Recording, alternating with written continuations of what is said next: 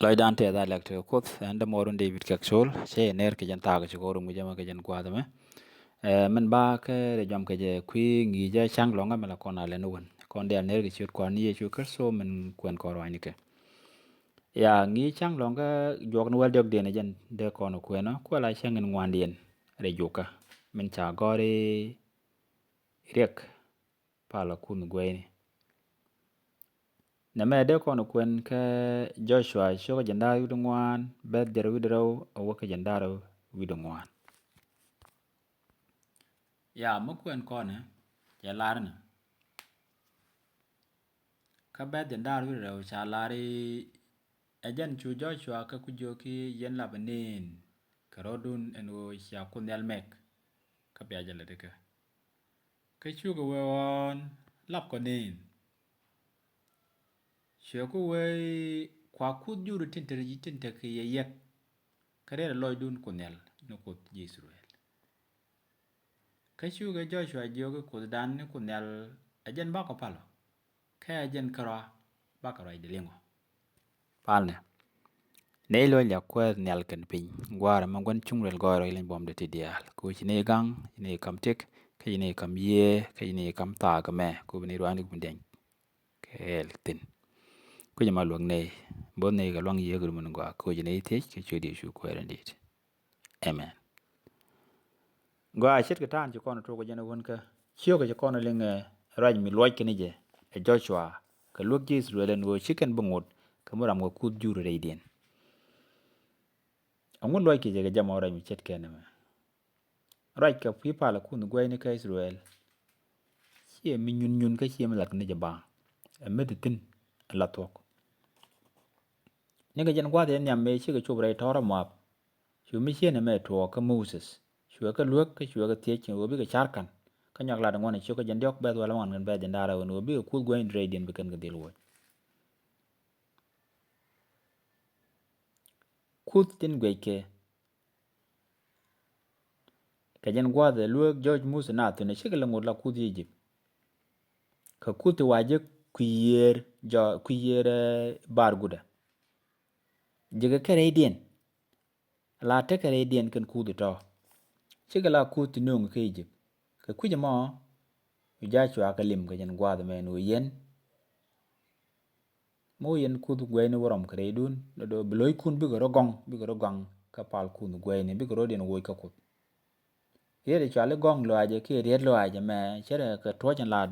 gwen mo koch di to ke di gong kwi kel ajanta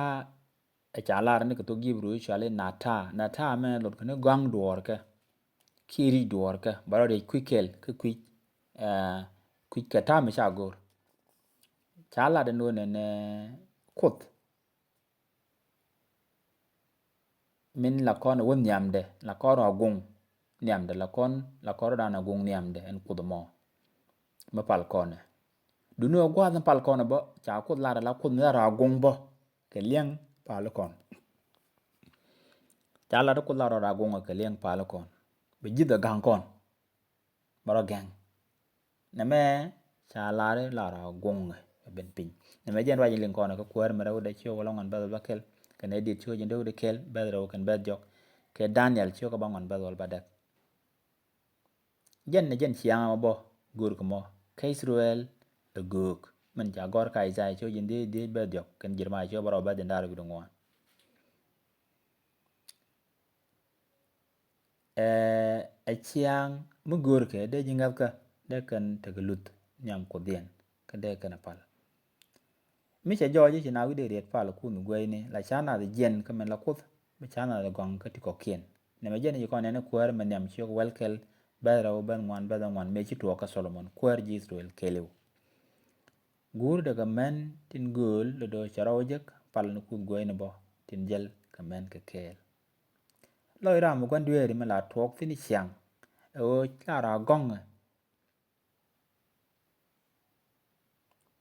lara gong ka tin gor point ke chi chiang cha karana no braro gong ka men gor kuda kana lieng jof ko gor ne char ma de rana mok pin en go bran roriet ka men gor kuda kana tiang ka men ji kuda lar chiang chakaran normally chiang chakaran at latan te karan etiak re te kade go bu riet ka men jeng jen long tin gor point ke me chi Joshua Israel chol ke yu ti ke jen mo de kana lat yu kana lo yu kon bakaling ni jawde en kunyal riede me eri lu dum tok en wo kan bi ke lon ko kan Israel cha ka ti ko bi ka pel ne rom kun te tel ye karo wo kan bo bi kan charien bi kan ngok pin en wo kon baga dil kan ni jaw ko tintik name ejen kwale cholo nyog madarai ke yale ka wo bi kan tik re mar ka kut mi shade lat ni je re ngun ba rai kot en gur ke bi Israel gwor chi rai kot ngod ni mbala je kere dio gwor ke e chiang mara kan rai re ngada re noka ka kan en koy loide wat mitil long re te ka dien ke liu wonyam bi kan dil re mara re rai re noka ka kan dien a chang me chinaro din yai ni go chup diok o bi kwar ko bi kan la de ka me ku ja chwa ka la ke wona ne wo je kud gwen re dun tele mi chi joj mi cha luoj gwan o chinat ko wuj re dien kan kud gwen te cha ti ke o de kan ko wuj re bo ke liu cha tel gwa ma dong mi cha report ma lat chu chwa chiang no ba na jo kan wo je to ne re te ka dun ka jen ngoda bon wo mi cha na ti ki mi de wo re dien ba report de lo jo chi kan go wo ni ken dia cher ga ta ya to ga Moses ke je goy ngane nyodo ni ta lu da wo ko di cha ja lo you know telen tem re gu de bo me che ra jen cha ti ja shwa ban pin honga ku ne ne dia e tech kari dia la kan ne ga ti je da ne me ra ja shwa ga je ka shakem ben ga gwa da kontine kwa na kut shi kwari je ja shwa e ra ke je medan kara anjen kwa na kut ri ni dia man ri je da kontine raje ja shwa te ji Israel no de kut gwen wo ri den anjen tejen te ni dia amanin wala o de kon kut gwen kon den ko wo ri dan ko bu kwar ko tere mara ka kon la mar metel diu ngola yayi ni kon peno de ko gwen kien ma chana jalat no de kon kul de ka karo gor kon kai lai kot gor kon no kot gor kon mar ka ken metel kep chong e chima tiet ngoni kana ngon ten ko kien enuk kana kai lo ai en je kon re mara mo nyam ka kenda ku je mo pal kunni ti gwai e riek kana ire na jinga ko baga wo ka kot malo dien be gwangwa da dien ena lek te kot ko men jalat kon ka tok let ka de ni Joshua ka jen gwa da me kri chedan mi ri te kon ten ku je mo chana jaga kala lo yo tes ko nyalan fin ka ro chak ling re no tel groten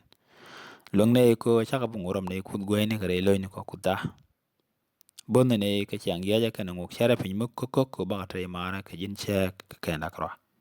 lo ya tes ko ri ke lo jen gwa da ma ka ngat ko ni ti chi de chu ko ran dit amen